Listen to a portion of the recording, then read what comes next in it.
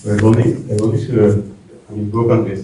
Ek wil julle net vandag vinnig net meer vertel van die voëlgroep. Hulle is nou gebruik om so af en toe van die groepe bietjie meer bekend te stel by die hoofvergadering. So die doelwitte van die voëlgroep is om die mense bewus te maak van voëls en ook om die bewaring van voëls te bevorder en dan ook om geleenthede te skep om die om ondervinding en kennis oor voëls te deel. So die aktiwiteite wat ons doen is daar's gereelde byeenkomste by die Baanhuis, minstens 8 in 2026 waarvan 3 nou al verby is, waar ons foto's van ons lede van ons foto's wys van voëls en stories vertel. Ons het so pas 'n vasvraag gehad oor voëls.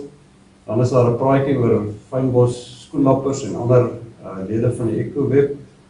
Daar ons hoop om 'n paar mense van buite te kry om te kom praat by ons en dan is daar ook die geleentheid om oor die moeiliker voëlgroepe se identifikasie te gesels.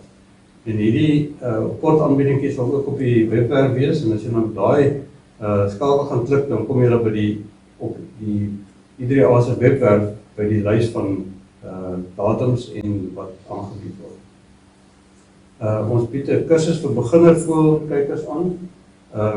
So 3 keer per jaar, maar ek vat net so 5 tot 7 mense op 'n keer vir die kursus.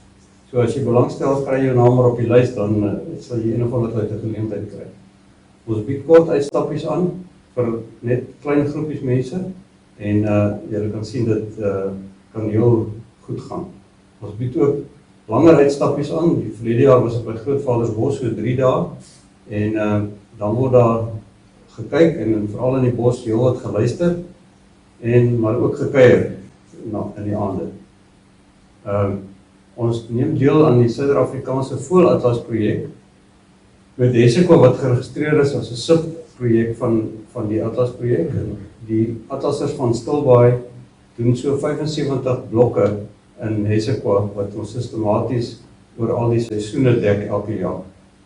En dit is die enigste gebied in die land wat in hierdie soort van detail gedek word. So die voëlkykers hier op Stilbaai doen nogal goed. Ons het onlangs die Roland Rad voëlskuiling opgegradeer. En as jy nie weet waar dit is nie, jy ry af met Hoogweg tot by Wegestraat en daar's 'n groot bord nou by die munisipaliteit van gesit het wat wys waar is die voëlskuiling. Ons onderhou die skuiling saam met die munisipaliteit. Hulle gee van ons baie goeie diens daar en hulle maak ook die eiland gereeld skoon want anders oorgroei dit heeltemal. Dan kyk gerus.